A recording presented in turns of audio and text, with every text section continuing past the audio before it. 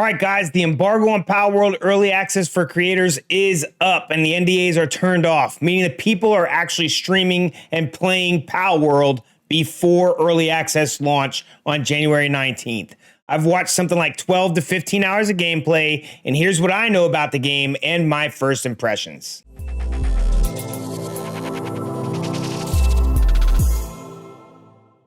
Welcome in, guys. My name's Jason of House of Jacobs, and I'm here to give you my first impressions of Palworld.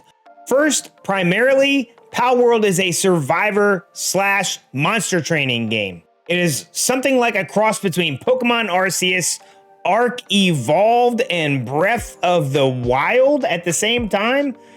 Very weird, but very satisfying. Just like any other survival game, after character creation, you start on the beach with nothing, and you need to build a base, level up, increase your technology, and just survive. You can also catch these little animals or monsters or whatever you want to call them, called pals, and much like Pokemon, they are type-based, but unlike Pokemon, they are actually useful when you're outside of combat. The game does have adjustable difficulties. So for example, how much damage enemy pals will do, drop rates, capture rates. There's also apparently a hard mode that you can set up where it basically makes it to where when you die, not only do you drop your equipment, just like in every other survival game, you also drop your pals.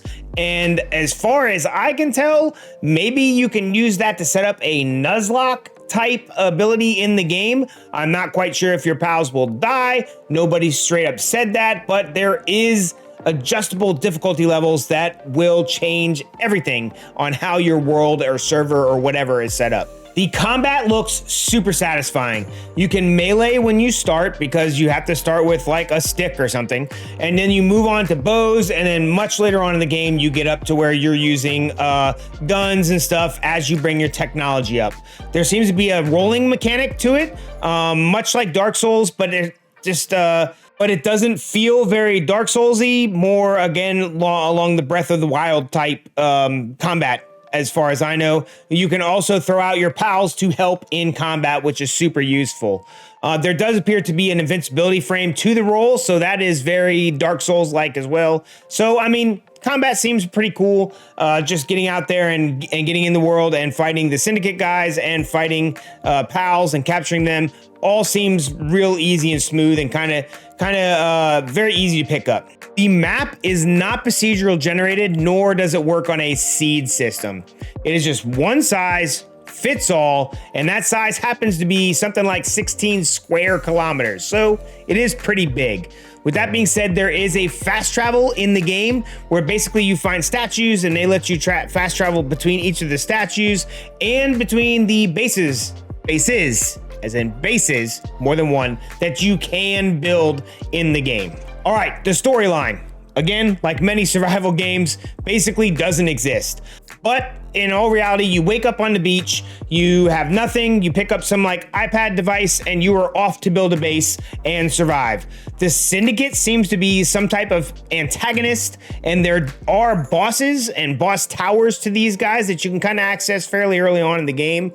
There's no real story about it, but it's early access, so maybe that comes later.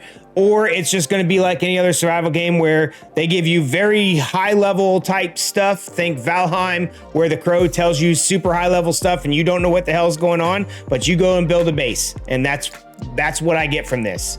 Your pals are actually useful in the game, unlike Pokemon where you throw them out and they can only battle other pals or whatever. And in Arceus, you would throw them out and they would battle like open world. This is very different.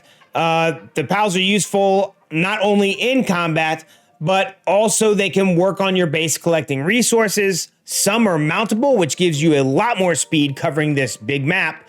And some you can even pick up and use as shields or weapons. For example, there's one thing called a Fox Spark. It's like a fire fox, and you can actually carry it around once you build a harness for it and use it as a flamethrower, which is super satisfying.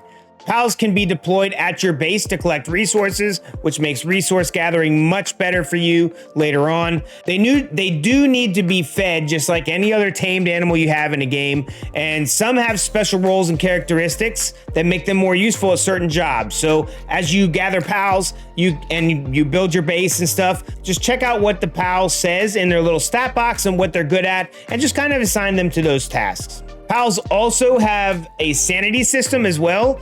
So the more you work them, the less sanity they have.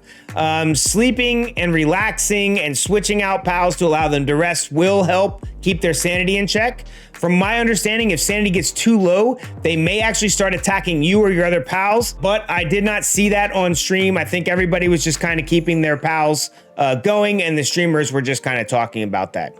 You can technically run a pal sweatshop, but if they are going to destroy things and start attacking and just straight run away, you may not want to. The game is co-op. You can play it in single player mode and offline, but there is a multiplayer aspect to the game, and it's co-op for up to 3 friends to join you. So that makes 4 of you in your world.